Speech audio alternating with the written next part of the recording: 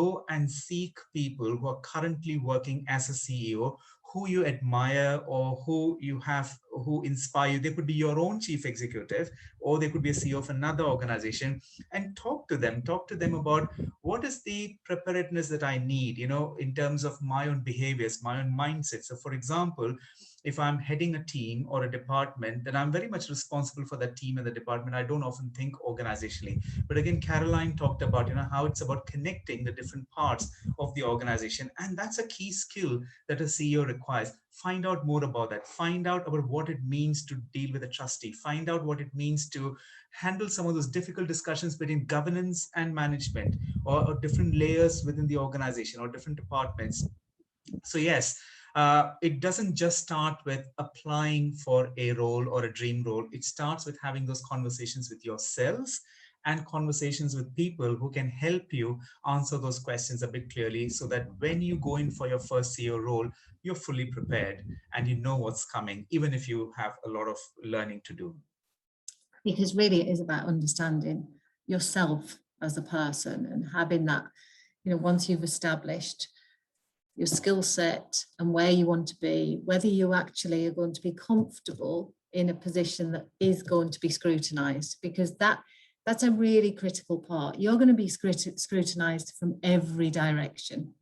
And if you're comfortable with that and you're confident that you can manage that scrutiny in a way that actually will help all of your stakeholders feel that you're suited, then, and you've got the self-belief to deliver that, that's such a critical part, because it isn't the kind of role that you can deliver quietly and nobody takes any notice of. So if you come from that kind of background, then that's going to be a big shift. Be prepared for that. I think self-belief is absolutely integral as well, because it's not going to be a position where people are frequently going to tell you that you're doing well. And the whole tier of management that you may have come from becomes very, very unique in this role, because you are effectively managing everybody in your organization, and then you are being managed or reported into your board. And so you're sitting in that very critical place where actually both of them are expecting you to achieve. They're willing you to achieve, and they've both got massive expectations on you. And neither of those are probably particularly likely to be aware that you need affirmation because, you're in that position of course, you're supposed to do well. You're our chief exec. Keep doing it. Keep doing what you're doing. So if you need constant affirmation, you may need to seek that elsewhere. So seek a mentor. I certainly know that mentorship is critical for me.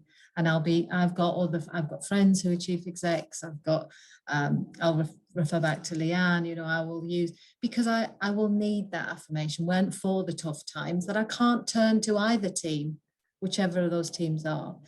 And I think it's critical. I identify it as being one of the critical things, and this is my final point, is that this is about being purpose and cause driven, not driven by you. This isn't about you. It's about the cause and the purpose that you are leading.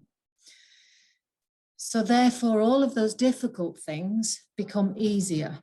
If you remain focused on that, and then the fear around public speaking goes, the kind of fear that you can't deliver or you might not be good enough goes, because actually you have to overcome those things to achieve for the cause.